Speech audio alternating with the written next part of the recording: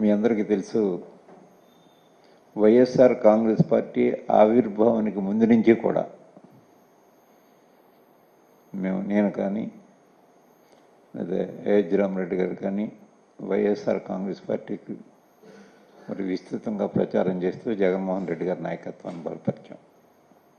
నేనైతే అప్పటికింకా 4 సంవత్సరాలు నాకు మంత్రి పదవి ఉండగానే కూడా దాన్ని త్యజించి వైఎస్ఆర్ కాంగ్రెస్ పార్టీలోకి నేను రావటం, నేను వచ్చిన దగ్గర నుంచి జగన్మోహన్ రెడ్డి గారు కూడా నాకు ఏ విధమైనటువంటి అన్యాయం చేయలేదు. మరి పేపర్లో ఎందుకు వెళ్ళిపోతున్నాయని నా మీద రాస్తున్నారో నేను అప్పుడే 1-2 సార్లు చెప్పాను కూడా. ప్రెస్కి, మా సాక్షి పేపర్కి చెప్పాను, ఎన్టీవీకి చెప్పాను.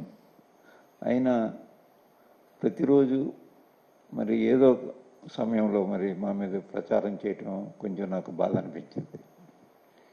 ఎందుచేత బాధ అనిపించింటే, ఉన్న క్యాబినెట్ మంత్రి పదవిని విడిచిపెట్టి ఈ పార్టీలోకి వచ్చిన తర్వాత నేను ఎన్నికల్లో ఓటమి చెందినా జగన్మోహన్ రెడ్డి గారు నాకేమి నా ప్రాధాన్యత మాత్రం అది పార్టీలో కానీ లేదా అధికార పదవుల్లో కానీ నాకు ఏమాత్రం కూడా నన్ను తగ్గించలేదు. డిప్యూటీ చీఫ్ మినిస్టర్గా కూడా నాకు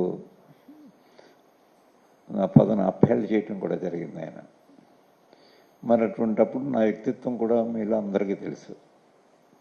ఎక్కడో ప్రలోభాలకు లోబడో లేకపోతే ఇంకా మంచి పదవులు ఇస్తామని ఎవరైనా ప్రలోభ పెట్టిన దానికి తల వంచో మరి నీ తత్వం కాదు నాది.